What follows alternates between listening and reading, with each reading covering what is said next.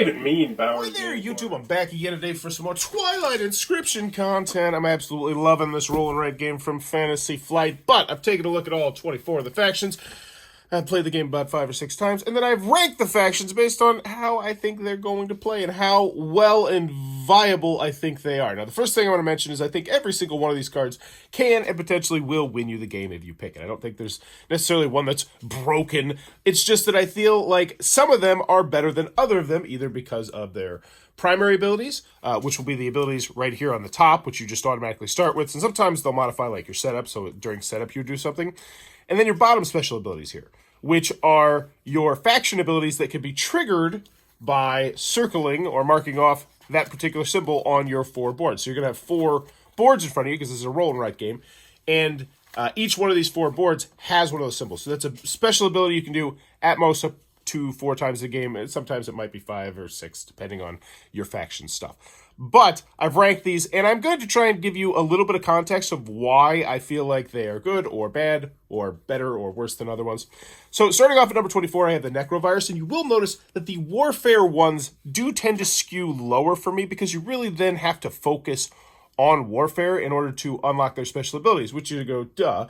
But I would personally really rather have a faction where I'm going to have more choices from round to round to round. Not to say this is a bad card, but there is going to be some bias here. That's what I'm trying to get at. So first we got the Necrovirus. Galactic Threat is the main ability. You cannot cast votes and you cannot unlock technologies except by using this ability down here. So each of the 4 boards you have is going to have 2 technologies up at the corners.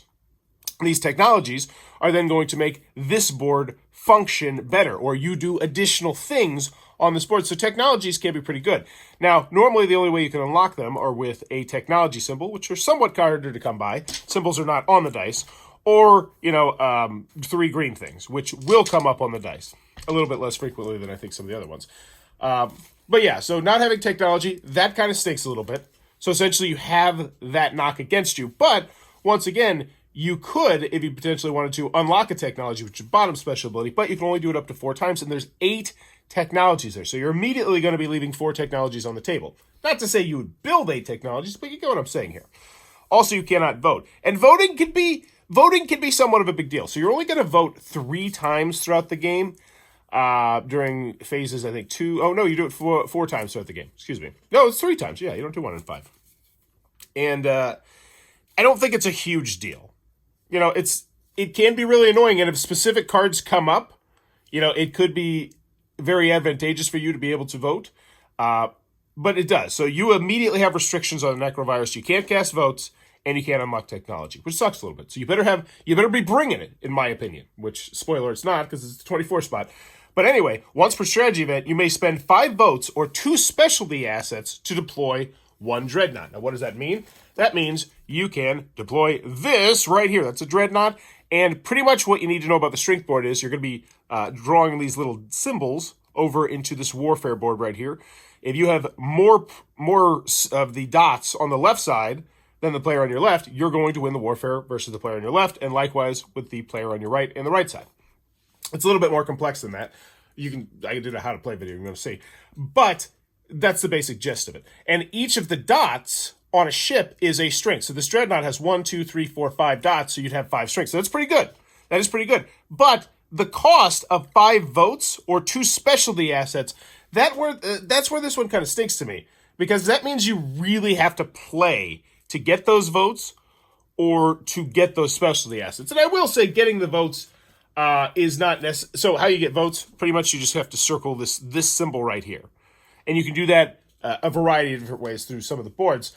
But it really kind of focuses you to go that way. It's like, hey, you need to get these or else your character's going to kind of suck. And I'm not the biggest fan of that because if you don't do that, you're gonna kind of suck. So, and then your bottom special ability, which you can do up to 4 times, is unlock a technology on any sheet. So I alluded to that. So essentially, hey, we'll kind of give you better. Yeah. And that's kind of cool that, you can immediately unlock the tech. I'm just not a big fan of the Necrovirus. So, my 24 pick, the Necrovirus. Moving on to number 23, we have the Yseral tribes. So their top ability is scheming. When choosing your active sheet, you cannot choose your previous active sheet. So this one has a penalty, and you'll notice that as a trend anytime you're hitting me with a penalty, because not all these cards have penalties. And some do, and I'm like, I'd rather not have the penalty. Just, Anywho, so you cannot choose your previous active sheet. So if you want to go back to another sheet to do something, you cannot do that. Because normally, during a strategy event phase, you'll get a pick whichever sheet you want to write on. But you can only write on one that round. This one says, you can't repeat. Not a huge deal, but a deal.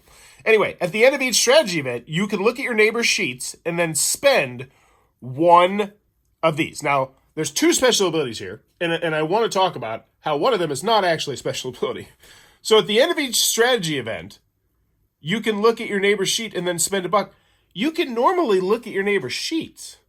Now, the game has this rule where it says when you are writing on your sheets, you're not supposed to be looking at other people's sheets. And I understand that. Like if someone's doing warfare, or someone's doing this, you don't, because then you'd have people with AP and min-maxing points and stuff like that, and you don't want that. But once you put your marker down, it says in the rules, you can look at other people's things. So essentially, at the end of each strategy event, at the end of each strategy event, once you put your marker down, everyone can look at everybody else's sheets. So it doesn't seem like it's a special ability to me. I don't know what I'm missing. Somebody fill me in the comments below. And then gaining one of these symbols a turn, that is really good. It's not really good, but it's good. So essentially what that means is you're going to be able to do one small thing on each and every one of your boards, which is very nice. Especially if you have little loose ends to tie up. So I like that basic thing. But the top ability, so it gives you a penalty. One of the special abilities doesn't feel like it's really doing much of anything. And the other special ability is just kind of nice. The Yisrael tribe's just not doing it for me. But then the ability on the bottom, Black Shade Infiltrator. Deploy one Black Shade Infiltrator anywhere except on another unit or an anomaly. Now, this is essentially a unit, a warfare unit. It's going to have 3 strength you can put out. That's nice. And the big thing here is the wording. You can place it anywhere except on another unit or an anomaly. So it's breaking some rules there. You could potentially place it places you might not otherwise be able to do that. Trigger points. You could go to your warfare board and you could potentially, this would probably be what you definitely want to do. Maybe specifically try to get, these symbols or something like that. Yeah, it doesn't seem great to me. So up to 4 times you could potentially get these units. And it's like, yeah. Number 23, the Yisrael tribe. Not impressed by that one. Next week, moving on to number 22, we have the Nomad. You can secretly look at the top card of the event deck at any time.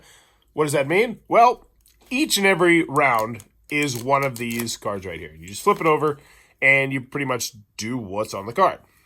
It's a very simple game in that aspect. So this is a warfare. There's another warfare. There's events that will happen. So essentially, you'll know what's going to happen. That seems nice. Like, it seems good. I would honestly, if you put a gun to my head, I would rather have the Yisrael's tribe to just get that every time, that little extra thing. So the main ability of this faction, I'm immediately like, ooh, okay, I'm unimpressed with you. But the bottom special ability, bit of a changer. So you draw one company member icon on any sheet that does not already have this icon. And so that's the icon. So you just draw it on your sheet. Then spend 2 free trade goods on each sheet where you have a company member. So this could potentially be really pretty decent. So the first time you trigger it, you're going to get 2 trade goods. And a trade good essentially lets you just have any symbol you want of the regular one. So it's just a Swiss Army knife of stuff. And then the second time you do it, you would get 2 turns on that sheet and then 2 turns on another sheet. And if you were able to trigger it all 4 times, you would be getting yourself, 8 plus 6 plus 4 plus 2. That's a lot of extra trade goods. What's that, like 20, 14, 18? Yeah, it's 20. That could be a lot. That special ability up top, not the greatest, but still I'm going to put him 22, the Nomad. Moving on, we got the Nucleus Collective. They're telepathic. During each strategy event, you can spend up to 2 votes as this little blue symbol right there. When voting, you do not cast votes until all the players' votes have been announced and tallied. So essentially, they only have to use the minimum number of votes that they need to in voting. So that's cool. And they can use that for their votes. But once again, votes are a finite thing in this game. And you start with 2, I don't know. It's just, and then you have to wait until you start making more votes, because you make more votes during some of the different events that will pop up, but you're not sure when that event is going to pop up. What is it? Not the production phase. I think it's the council phase. It's in here. But essentially, during that phase, that's when you produce more votes. It's a good special ability. I'm not going to say it's a bad special ability. I still think it's a good special ability. And then you have Foresight, which lets you claim 2 trade goods and 2 votes. So you can do that up to 4 times. And that's okay. I mean, that's okay. When we go back to the company and we say, hey, that could have potentially been 20 goods if you max it out, versus this one, which would be 8 goods and 8 votes. Now, granted, 8 votes could still be, that. It's I don't think it's great. I'm going to put it there. Nucleus Collective, my number 21, I think that is. Next, we have the Embers of Muat. Top ability, Magnus Reactor. Anomalies do not block your new unit's deployment. What does that mean? Well, on the warfare board, when you are drawing all your little dots and stuff, there's these red ones right here, and you just can't go over them. So you have to build around them. It's not a huge deal, I don't think, most of the time. It can be if you're I guess if you're building big ships. If you do the build big ship strategy, that could be annoying. So essentially, they can just do not block, so you can just go through them. When you mark all 8 nodes around an anomaly, spend 3 free trade goods on any sheet except for warfare. Now that could be pretty hot. Maybe when I was ranking this, I didn't put enough respect on this character's name. I'm having second thoughts, because there's 1, 2, 3, 4, 5, 6, 7. There's 8 anomalies there, which means at most this could be 24 trade goods around, and you have full control over this one. Like, you can complete this. You're pretty much guaranteed to do that as long as, because there's lots of different shapes you can make. And you can always just spend a symbol to just get a dot. Okay, so decent. But then the Starforge, deploy 1 prototype War Sun adjacent to an anomaly. It can be deployed below the deployment line. Now that one is essentially going to give you something that's going to do, it's giving you a shape that you otherwise might not be able to get, or you would otherwise could not get. That would be good in this specific situation of trying to, wrap this up. The red dots. Okay. I will say, so I like, and once again, this is slightly higher. We're going to see better cards as we go on. This is a strictly warfare one. You'd have to completely focus on warfare in order to do this, but I'd rather have it than the Necrovirus. Oh, yeah. Undoubtedly. So, yeah, I feel like that's about properly liked, because hopefully I'll like this one even better. Because I will say, once we get up to the higher ones, I really start loving these factions. The Extra Kingdom has peace accords. At setup, you're going to claim 2 votes. When you lose a war, you may spend a vote to increase your strength total by 1 for each vote spent. If your new total exceeds your neighbor's total by 1 to 3, you both win the war. If your new total exceeds by at least 4, you win and they lose. So essentially, you can use votes to kind of hedge your bets in war. And if you've got enough votes, then just win the whole thing outright. Once again, every single one you've noticed where it's like spending votes, it's like you... It's just I don't like doing it. And that might just be me, and I'm sure someone's going to say this is the best, you're an idiot, and that's totally cool. I get that a lot. You're tickling my Kickstarter, my YouTube algorithm, thank you. It's just, this one underwhelms me. Spending votes to do warfare, yeah. No. And plus, if your opponents aren't even really focused, the warfare in this game is just, it's such an interesting, sticky widget that I'm really interested to see what people think about it. Anywho, moving on to the bottom ability. Political favor. On expansion, claim 1 of this symbol on a locked or unlocked planet. Then on any sheet, spend resources exactly equal to the unmarked resource icons in that... okay, this is a lot of words, and you're like, what the heck is going on? Let's get the board, and I'll explain it to you. This is honestly, this special ability right here is more so why this is this highly rated over the other things. So what it means is, on expansion, which is this board right here, you can claim that symbol on a locked or unlocked planet. So what does that mean? Typically, you're trying to take your dry erase marker and mark out all these symbols on the inside. And once you do that, you'll start to gain the symbols around the outside. And you get to circle the symbol. So that's the symbol that's on this card is this one right here. And this is the voting symbol. And what this one means is that when I circle this one right here, I'm going to mark right here, which now means when we get to that voting phase, I'm going to earn more votes, which go up here and can be spent. So it essentially, so when you trigger their special ability, you're going to get to go onto this board, and you're going to get to circle one of these. Now, normally, in order to circle one of these, you would have to mark a whole bunch of stuff off, and you would have to explore the planet. And that's the big thing about the special ability. And to explore the planet, you have to do things on the navigation board. You have to go to the planets and claim the planets. So this is essentially making it so that you don't have to, and then you get the units, or the currency that's next to it. So since I circled this one, I now get to spend this, this, and this. And this is a pretty dang good special ability. I like this one a good deal. I think it's pretty versatile, and I think their above ability, I think it's a good one. I think it's a good one as well, being able to influence those wars. So essentially, you're going to have voting power, you're going to have war power. I like them. I like the Exhaustion Kingdom, but they're not as good as the rest that are coming on. So 24, 23, 24. This is the number 18. I got it. The Universities of Jolnar. Analytical. When you choose your active sheet, if it is next in the order shown from your previous active sheet, spend 2 on technology. So what does that mean? Essentially, that means when you set up your 4 boards, there's a specific way you do it so that all these words will be in the middle. So it'll look cool like this, kind of.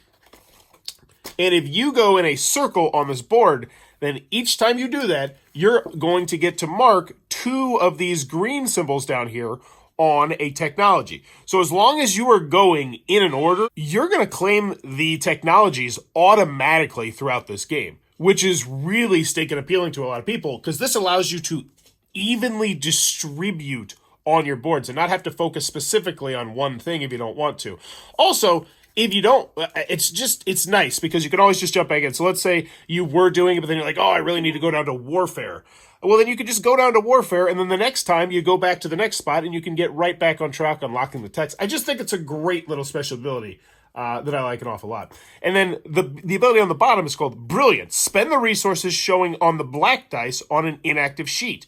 If they have not been rolled this round, roll them first. So essentially, you look at whatever symbols are on these black dice, and you can spend them on a sheet that you're not activating, which is a big deal because, as I mentioned, normally you only get to activate 1 sheet at a time. So the Universities of Jolnar, I think they have 2 very solid abilities right there that are very easily usable. I think it's a great card for newer players and just a great card overall. So I can see a lot of people liking that card.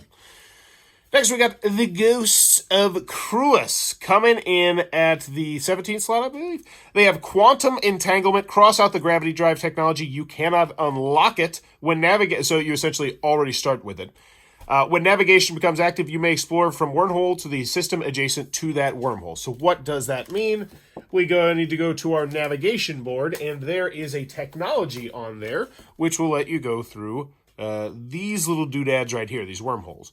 So typically you cannot go through the wormholes. And the wormholes, when you go into one, you immediately pop out at a different one, which allows you to explore the galaxy faster, get to Mecatol Rex faster, get to relic spots, which are over here, which are very, very powerful.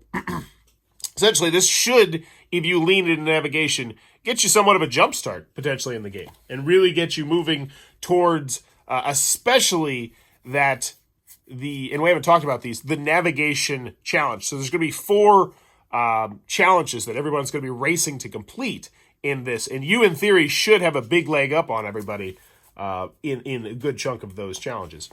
So they're good at navigating. Then we get the Wormhole Generators, their special ability at the bottom. On expansion, claim 1 asset on a locked or unlocked planet. So what that means is 4 times throughout the game, at most 4 times throughout the game, you're going to go back up to your expansion board and you're just going to be able to circle any one of these special abilities around the outside, which means you're going to be able to get pretty much a good, not whatever you want, but a lot of whatever, close to whatever you want. So it's nice. Both nice special abilities, and that's why, we're sitting right here above the things back there. Next, we got the Clan of Sar. Scavenge. For each planet system, draw a scavenge icon on one unexplored hyperlane connected to that system. And I will explain all this in a second because this one's a doozy. When you trace over a hyperlane that has a scavenge icon, claim a trade good. So once again, back to the navigation board. So for each time you see a planet, you're going to draw that icon on the hyperlane right there, which would be this hyperlane here. And essentially, as soon as you travel that hyperlane, you get a trade good. Let's see how many planets there are, see how good that is. So we got 1, 2, 3, 4, 5, 6, 7, 8. So essentially, could potentially, I have it upside down again, could potentially give you up to 8 trade goods, and you'd be claiming those throughout the game. So that's nice. It's a nice one. And then we have the special ability on the bottom. Unlock 1 focus die on a sheet that has the fewest focus dice unlocked. Now, we haven't talked about this. So typically, on a strategy event, you get to use the 3 black dice. Now, if you focus, or you can unlock the 3 green dice, and the 3 green dice have potentially double symbols on them as well. So this is but when you unlock one of these dice, you only unlock it for 1 board. So I might unlock the green die, but it would only be if I'm navigating. I wouldn't get to use it when I'm industrying or warfaring or something like that. So this is essentially going to allow you to unlock more dice. Once again, nice special ability. And that's why it's sitting at the 16 slot, I believe it is. Next, we have the Titans of Old. They are Warfare 1, sitting a little bit higher than the other 2 Warfare 1, so you know I'm going to like this one. It's got the Awaken. Once per round, when you unlock a planet, you may deploy 1 Hell Titan. Anomalies do not block its deployment, so it can get around those little red dots, which we talked a little bit about earlier. And this is a 4 strength one. Now, in order to do this, you have to unlock a planet. So this is a decent amount of work, because once again, you have to go to the navigation board to get the planets, then you have to go here and unlock the planets, but still, being able to focus just on navigation and on this, and then you're going to be able to put out a decent chunk of warfare, you know, up to 6 times, so it's up to 24 warfare you're going to be able to put out. That's a lot of warfare to be putting out there. The special ability on the bottom, Terraform. On expansion, cross out all resource icons in 1 row or column of an unlocked planet, or erase all marks on an unlocked planet, including marks or assets, except for the planet cost. So essentially what this means is you can either fill in a row or a column, or erase a row or a column of just these. And this could be very, very powerful, especially if you really planned it out, so that you would like right here, like if you just filled out everything on the top and then you used it for this, that would give you, boom, that would immediately hit these 5, which means yes, you get the text symbol right there, which would be nice. Then you get 1, 2, 3, 4 population immediately and a voting. And so I think for you to really get the most out of Terraform, I definitely think like this is one for more advanced players, but I still think it could be a very powerful card just because it's saying, hey, focus on these 2 other things, but we're also going to help you out in warfare. I just like it. I like the Titans of Old. I think it's a solid one. Number 15. Moving on to, I think, number 14. That is the Lazax Mindnet. So they have assimilate. So it's set up. You're going to cross out 1 of these assets on each planet. Now, these assets are population. Pretty much every time you circle one of these populations, you just go up on this track and you gain more victory points. Simple as that. So you're going to cross out 1 on each board. So immediately, you have 6 less of those to cross out. But when you claim a planet system on navigation, deploy 3 infantry. So every time you circle one of the planets on your navigation board, you're going to get 3 units you're going to be able to put out. Once again, meaning that you can get at most 24 strength out of this. 24 strength. That's a decent chunk. That's Titans of Old numbers right there. However, when you win a war, claim the next asset in this track. So essentially, you're going to lose the ability 6 times to go up here, but you can gain them back by winning warfare. And in warfare, you have 8 opportunities. You have 8 separate warfares you're going to do. So you could potentially, you lose 6. They're saying, hey, we think you're going to get at least 7 or 8. So you definitely, I think this is for more advanced players because you really need to kind of focus on this one in order to really squeeze the most juice out of it. But I still think it's a really solid one. Then the special ability I like a lot too. Choose 2 sheets and resolve 1 per active technology on each, even if those technologies are locked. So essentially, 4 times throughout the game, you're going to be able to go to the technology sheets, and on each, so there's 2 tech on each board, and one of them on each of the boards has a per active ability. So this is essentially just something that's going to do more on your board. So you're essentially just going to be able to do a little bit on 2 more boards. I like the special abilities. I like the Lazax. I think they're solid. Putting them in there, I think, at the number 14. think that's where we're at. Moving on to number 13, we have the Mentech Coalition. Pillage. After you win a war, claim 1 trade good. So you can potentially get up to 8 trade good. During production events, claim 1 additional trade good. And I think there's 3 or 4 of those. So, you know, you're looking at like 11, 12 trade goods. Special ability on the bottom. Simple one to use. Deploy 2 cruisers. What does that mean? Cruisers have 3 sinks. So essentially, you have the potential to get 24 strength from your ambush ability down there. That's a lot of strength. Once again, I see that magic 24 number popping up there, but I definitely think that's the most strength that we've probably seen.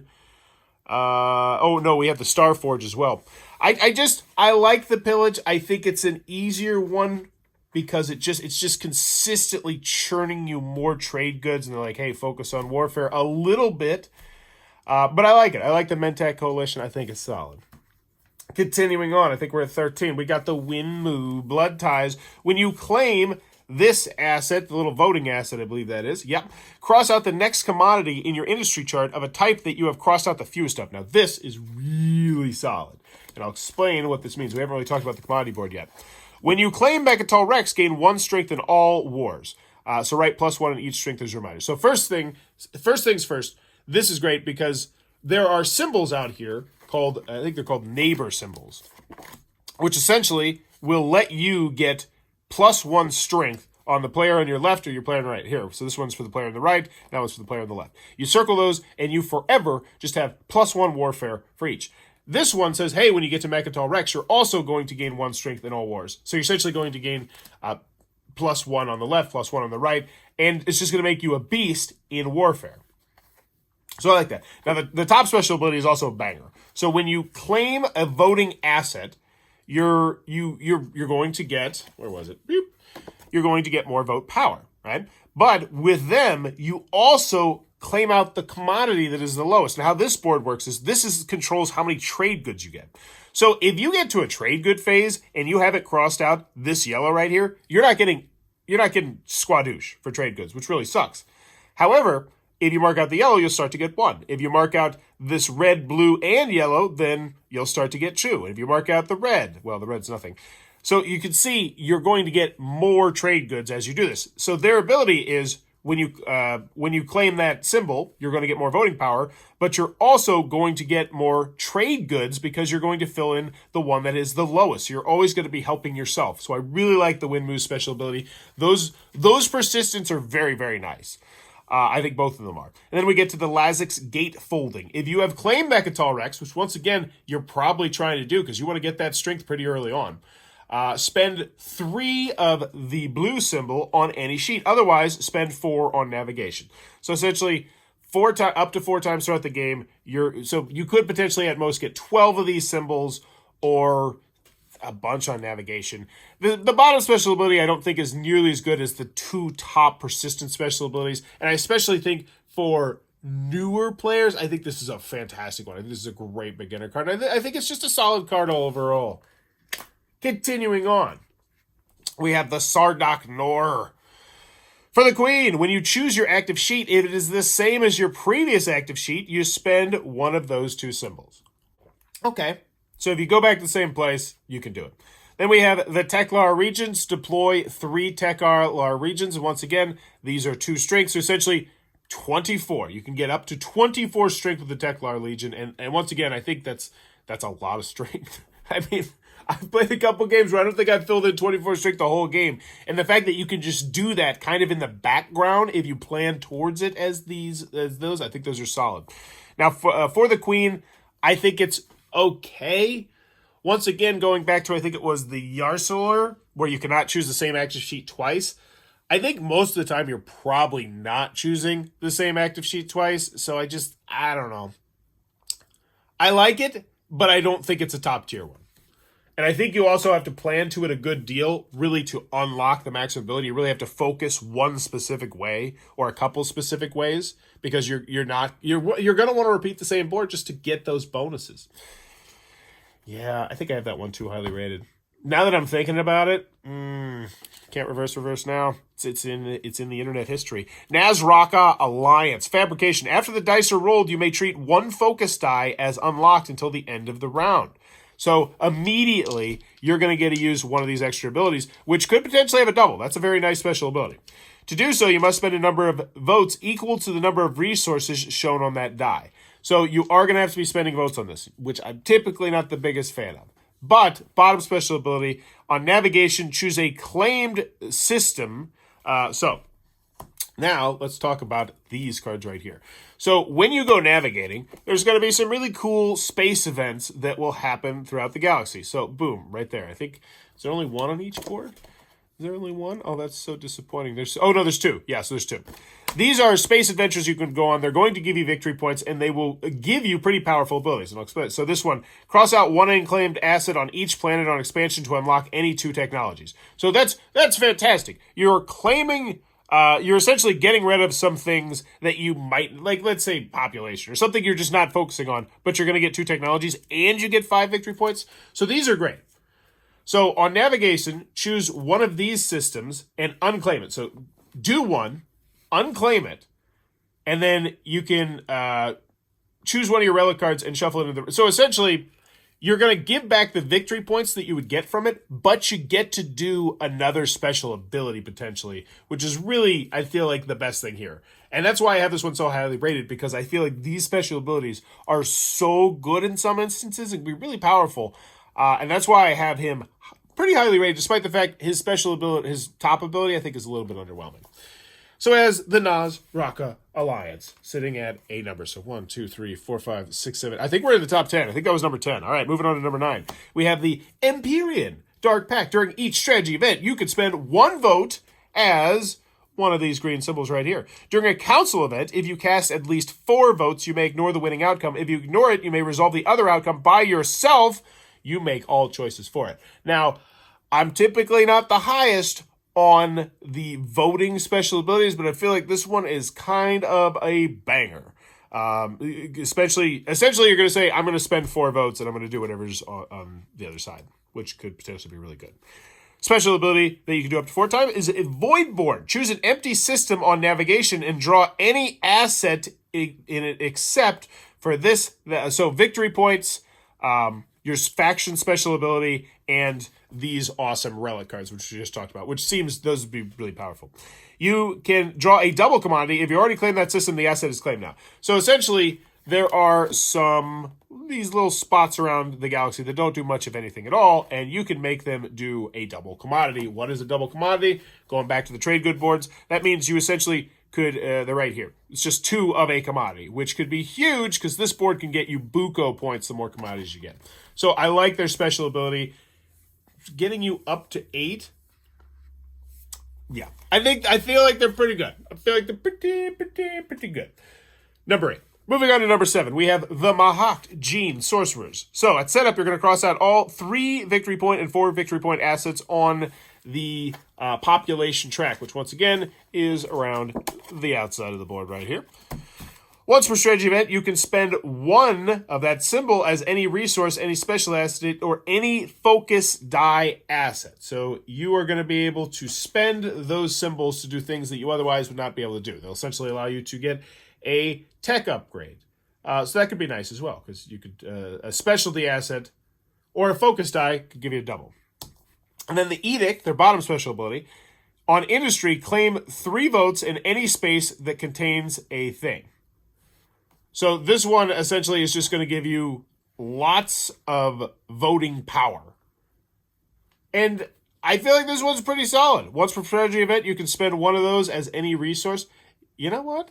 In my mind, this one, I had this happen a little bit earlier. I feel kind of underwhelmed now that I'm reading it again. I feel like the Mahad Gene Sorcerers should be about 5-6 spaces back. I feel like these are both solid abilities, but I honestly would rather have the last one I talked about. So yeah, I apologize for that one. That one should really be more like a number 13 and not number 8. But moving on to our number 7, we have the Vuru Cabal. When you claim a planet asset or win a war, draw 1 captive icon on any sheet.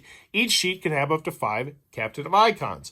Each captive can be spent crossed out as one of the 2 symbols there on its sheet. So essentially, when you claim a planet asset or win a war. So when you're doing these things, you're going to be able to kind of leave a mark there and come back a little bit later and spend that when you need it. So I like that. I feel like it's going to give you extra versatility around your different boards. And then the special ability on the bottom, the Rift Meld, either build one space dock, and this is where I think this thing shines. Either build one space dock or draw a total of 3 captive icons on any sheet. So essentially, you can give yourself 3 resources wherever you want. But more importantly, I feel, is that you can unlock a die. So up to, you can only do it 3 times. Because that's what space docks are. Normally you'd have to spend a whole bunch of symbols or a planet to get that. So I like that ability a whole awful lot.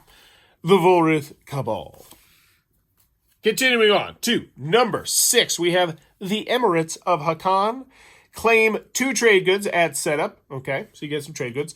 The first trade good you spend each round could be spent as 2 of anything instead of 1. I think that's a really good special ability, especially because you have a lot of strategy events. So once you can get yourself a decent chunk of trade goods, just being able to trade 2 to 1, I think is really good. And then the guild ships on industry, claim any 2 spaces that contain one commodity, not a double commodity. And what's extra good about this is, and I double checked this in the rules, special abilities on your factions break the rules of the game, which means normally there's special rules around which spaces you can claim things. This player breaks those special rules, which means they can get to any commodity they want, or double commodity. They can get dice unlocked. They can get voting power. This is a really versatile special ability, and that's kind of the feel with them, and I love that. And you're going to notice that the top tier cards, in my opinion, are one that give you a lot of versatility. And the Emirates of Hacan, I think, do that very well. Continuing on to number 5, we have the Patrony of letiv. When you deploy a cruiser, spend 2 of this symbol on industry. When you deploy a Dreadnought, spend 3 on navigation. When you deploy a War Sun, spend 2 and 2 on either navigation or industry.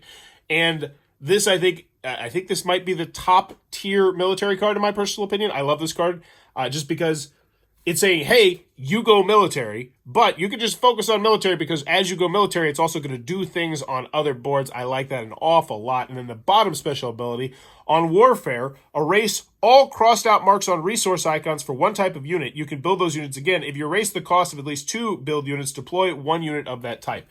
Now this is where this really shines. So what does this mean? So on your warfare board, you typically have a finite amount of cruisers or dreadnoughts or war suns that you can send out. And so once you do that, you gain the victory points, which is nice. This is going to allow you to erase all the crossed out markers on resources except for 1 type of unit. You can build those units again. So, erase all cross out marks on resource icons for the 1 type of unit. If you erase the cost of at least 2 units, so essentially, it's going to allow you to erase the victory points that you were getting, but then if you erase at least 2, you're going to be able to deploy another unit. You know what? This one doesn't sound as amazing as I thought. Well, no, because, I'm having second thoughts. This is the 3rd one where I'm like, that just doesn't seem as great to me when it did when I organized these. Because honestly, I still like that top ability a lot. I feel like this one, let me know what you think. I think this one's too highly rated for my personal opinion, being at number 5, but continuing on. The arboric, mitosis, because that special ability is just in my brain because you're erasing victory points, which is a bummer. And once you fill up this board, you can't put anything else in here, which means end game. Like once you get towards the end and you've filled up most of your warfare board, your special abilities are kind of gone a little bit. Yeah, this one, I got second thoughts about that one. It's been done. The arboric, mitosis. When you choose your active sheet, either cross out 1 of this symbol on an unlocked planet or on expansion, or deploy 1 infantry. So when you choose your active sheet is essentially just saying, hey, I'm going to use that board for this game. And I love that. So essentially, every single time you do it, you're just going to get to put 1 on there. Or, and this is the big thing, on an unlocked planet, on expansion. So, excuse me. So you will get to mark something off on a planet that you're working on in here. So you can essentially just work on this without even working on it, which is nice. Or you can deploy an infantry, which means, once again, you could work on your warfare without kind of working on your warfare. So this is in the background, what was they call it? Passive income from your warfare and your expansion board, and I like that an awful lot. And then the bottom special ability, Bioplasmas. On expansion, unlock one planet and cross out a number of resource icons on it equal to the number of planets you have unlocked. So if you had, say, all 5 of your planets, 5 of your 6 planets unlocked, that means that when you unlock that planet with this, you get to put 5 icons on it immediately, which could be scratch out 5 things on it, which that's a decent chunk. How many are here? There's 3, 7, there's 10 on Kappa, and you would just immediately get to mark off 5. That's big. So I like this one. I like both the special abilities. Number 4, the Arboric. Moving on to number 3, we have the Argent Flight. They have Zeal. When you build a space dock, deploy 1 PDS. That's nice, because a PDS is 1, 2, 3, 4 strength. When voting, you must cast and announce your votes before the other players cast their votes. You can cast free votes equal to the number of other players in the game. So you have a certain number of votes you're going to be able to cast for free, but you have to cast your vote first. It's okay. I like it because honestly, sometimes you will care the order in which you vote, but I don't know. I like that special ability despite the penalty. And then at the bottom, either build 1 space dock or for each space dock you have built, spend 1 free trade good on industry. So being able to build a space dock up to 4 times, well, you can only do it 3 times, but that's fantastic. Once again, and I praised another special ability to let you do that, so I love that. And then also giving you the added versatility to say, if you already got your space docks, then we'll just give you 3 trade goods. So cool. 3 trade goods is nice. And this card's nice. Which is why it's number 3. Moving on to number 2, I got the Yin Brotherhood. When you would claim a population asset, you may cross it out instead to spend 3 of the blue symbol on any sheet. And there are a boatload of population assets on your board. Population. They're all over the place. So this is a nice special ability. And then Yin Spinner, claim the next 2 victory point assets in the track. So essentially you're just turning the population into victory points. I like this card a lot. I think it's powerful. I don't necessarily think it's the most fun card to do, but I do like the versatility of it, because the population asset is on a lot of different boards. You can get it through warfare. You can get it, I believe, on your... No, it's not on industry. It's on the expansion. So I like it. I like this special ability. It's very versatile, I think, and it will leave you with a lot of choices. But the Federation of Soul, my number 1, and the one that I just think is super awesome. Your sheets are linked as shown. After the dice are rolled, choose to either keep the same sheet active or make its link sheet active. If you switch, you cannot resolve the per active technology. So what does that mean, and what does the penalty mean? So in order to do that, let's talk about a strategy card. So the first thing you do during a strategy event is you see here and say, I got these 3 symbols to spend right here. You choose the sheet that you want to go to, and you spend those resources. And then someone rolls the dice. Now, you have to stay on whatever sheet you're on, even if the dice that come up aren't really what you want to use. With the Federation of Soul, that is not a problem because you will always have the ability to go to a different sheet. It won't be the sheet that you necessarily want to go to, but it's a different sheet, which is fantastic, and surely you'll be able to spend something there. I have a hard time seeing you being log jammed at both spots. Now, the downside is you would not get to use the per active special ability, so you wouldn't get to use your special tech upgrade if you went from sheet to sheet. But that's still, it's still being able to utilize. So let's just say that on one of your sheets you had, all 3 of the dice unlocked. You would want to get to that sheet fairly often. So what you could do is you could say, all right, for the first chunk of it, I'm just going to do here, and then boom, I always go down to this sheet because I got those 3. It's just, I love the versatility of this card. And then your bottom special ability, spend 1 on each sheet. So that's going to give you 1 of these symbols on each sheet. So 4 symbols at most. You can get up to 12. I find that one kind of underwhelming, but once again, it does kind of fit that style card, which is, being a Swiss Army knife, being able to go to a lot of different places and do a lot of different things. But my favorite card in the game, the Federation of Soul. Let me know what you thought about this. I apologize if it was a little bit long and winding at some points once again. And yeah, some of those just, they hit me different the first, because I read through them twice, and then I put them in order, And for whatever reason, those three, they just hit me different. Let me know in the comments below, which faction do you think is the most powerful? Which faction do you think is the weakest? Let me know in the comments below, and as always, thanks for your time, YouTube. This video is brought to you by all of my amazing Patreon supporters, and I would love it if you would join their ranks and have your name immortalized in the end of many of my videos for the end of time. But consider for only $1 a month, and as always, thanks for stopping by.